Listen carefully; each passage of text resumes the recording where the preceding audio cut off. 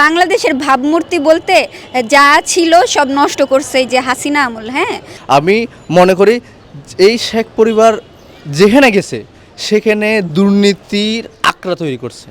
তো বাংলাদেশের এই যে ব্যাংক সিন্ডিকেটগুলো, এই যে নিয়োগ বাণিজ্য বা যত জায়গা থেকে টাকা পাচার হয়েছে প্রত্যেকটার ভাগ কিন্তু ওইখানে পেতেন জয় আর এখানে পেতেন টিউলিপ। বাংলাদেশে একটি কৃত্রিম খাদ্য সংকট থেকে শুরু করে অর্থ সংকট তৈরি করা হয়েছে এবং সেখানে আমরা দেখেছি যে হাসিনার নেতৃত্বে সারা বাংলাদেশের যে দুর্নীতির চিত্র, সেই দুর্নীতি গত ৫৬ বছরে বাংলাদেশে দেখা যায়নি। বিগত যেই ফ্যাসিবাদী সরকার ছিল, হাসিনার সরকার, সেটা ছিল চরম স্বৈরাচারী সরকার এবং প্রত্যেকটা সেক্টরে উন্নয়নের নামে যেই দুর্নীতি করা হয়েছে সেই দুর্নীতি হচ্ছে সেই শেখ পরিবার পুরাটাই হচ্ছে একটা দুর্নীতির আখড়া।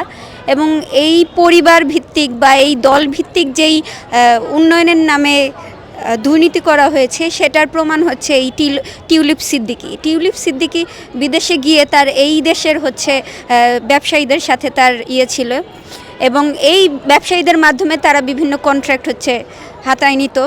আমরা দেখেছি যে রামপাল বিদ্যুৎ কেন্দ্রের সময়ও হচ্ছে এই দুর্নীতির একটা কথা উঠছে।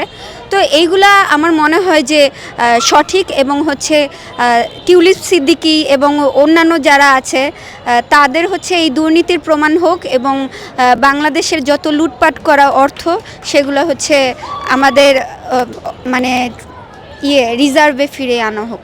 বাংলাদেশের ভাবমূর্তি বলতে যা ছিল সব নষ্ট করছে এই যে হাসিনা আমল। হ্যাঁ, তিনি মানে ক্রমান্বয়ে যেই মানে ইলেকশনগুলো দিচ্ছে এগুলো হচ্ছে একদমই গণতান্ত্রিক ছিল না এবং গণতন্ত্র হচ্ছে ধ্বংসকারী একটা সরকার ব্যবস্থা গড়ে তুলেছিল যে এখানে হচ্ছে জনগণের কোনো রকমের প্রতিনিধিত্ব উঠে আসার কোনো উপায় ছিল না। এর জন্যই হচ্ছে যুগে যুগে গণ অভ্যুত্থান হয় এবং গণ অভ্যুত্থানের মাধ্যমে একটা ফ্যাসিবাদ সরকারের পতন হয়।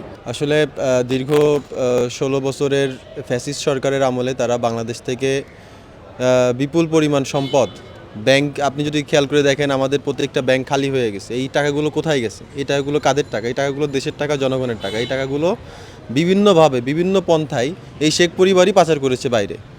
এর মধ্যে উল্লেখযোগ্য প্রমাণ এই রিসেন্ট আমরা একটা ঘটনার মাধ্যমে দেখতে পাচ্ছি যে টিউলিপ সিদ্দিকী শেখ মুজিবের নাতি, শেখ হাসিনার হচ্ছে ছোট বোনের মেয়ে। তো বাংলাদেশের এই যে ব্যাংক সিন্ডিকেটগুলো, এই যে নিয়োগ বাণিজ্য বা যত জায়গা থেকে টাকা পাচার হয়েছে প্রত্যেকটার ভাগ কিন্তু ওইখানে পেতেন জয় আর এখানে পেতেন টিউলিপ।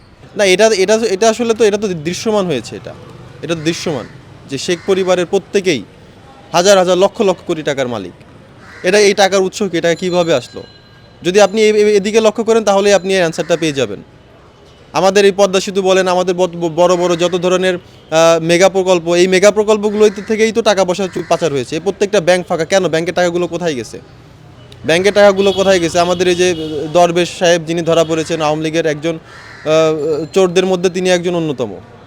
জয়, তিনি চোরদের মধ্যে একজন অন্যতম। টিউলিপ চোরদের মধ্যে অন্যতম। টিউলিপের মা, তিনিও চোরদের সর্দার, লিডার। এটাই তো চলেছিল দীর্ঘ ১৬ বছর ধরে।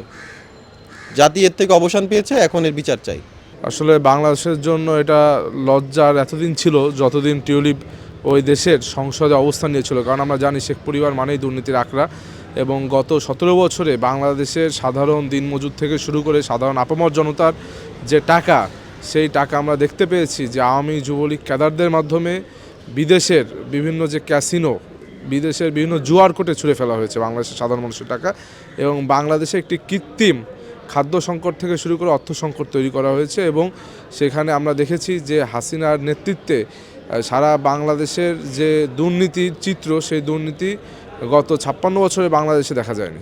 ফ্যাসিস্ট হাসিনার এবং হাসিনার যে বংশ পরম্পরায় যারা আছে তারা ১৬ বছরে আওয়ামী লীগে একটা সিন্ডিকেট কায়েম করেছিল।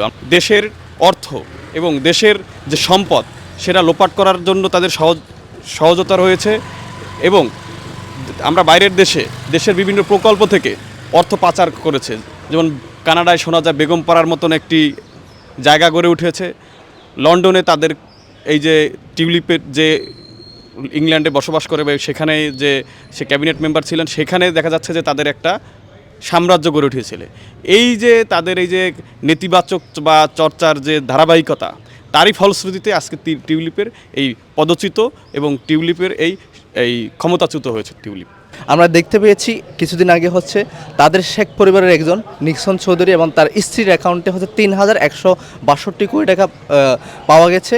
আর আবার গত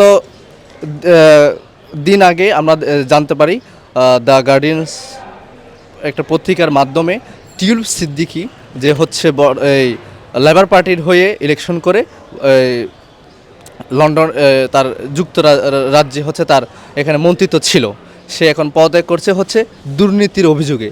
তার খালার সাথে তার যে অর্থনৈতিক যে আর্থিক কেলেঙ্কারি, এটার জন্য হচ্ছে তাকে হচ্ছে পদত্যাগ করতে বাধ্য হয়েছে। আমি মনে করি এই শেখ পরিবার যেখানে গেছে সেখানে দুর্নীতির আকড়া তৈরি করছে।